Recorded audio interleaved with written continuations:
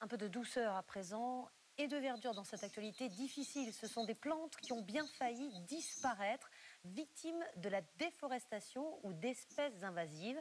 Mais des scientifiques ont décidé de les faire revivre en les cultivant en laboratoire. Ainsi, l'île Maurice vient de retrouver la cylindrocline laurencei.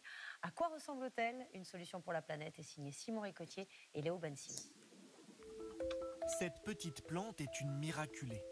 Ses feuilles duveteuses avaient totalement disparu dans la nature.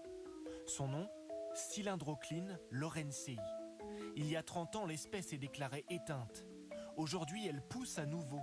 Mieux, elle a été replantée dans son milieu naturel d'origine, sur l'île Maurice.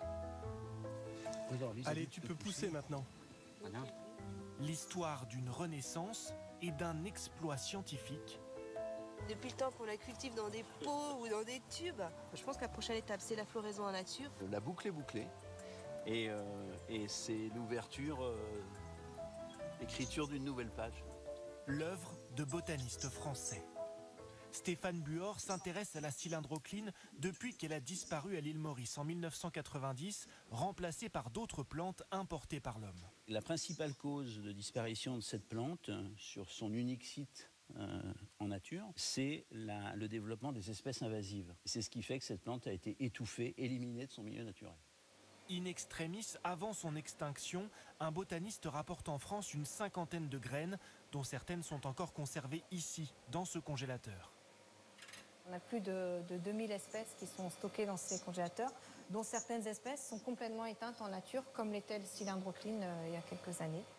Des graines qui d'abord, malgré les efforts des scientifiques, ne germent pas. Pour ramener la plante à la vie, ils tentent alors de cultiver des cellules in vitro dans des tubes à essai.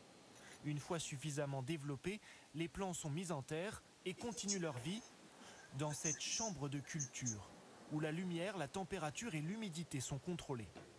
Combien de temps ils vont rester ici, les plantes? Au moins 6 mois dans la chambre de culture, avant de pouvoir être montées aux serres et être dans des conditions encore plus variées. La plante est si fragile que le moindre changement d'habitude peut lui être fatal. Après de nombreux échecs, les botanistes finissent par identifier ses besoins.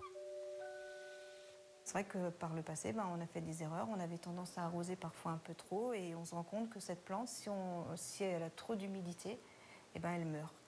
Des années de travail pour sauver une plante. Pourtant, chaque année, au moins 3 espèces végétales s'éteignent en nature. Dans les serres du Conservatoire national botanique, ce groupe de collégiens découvre ce matin-là certains spécimens menacés.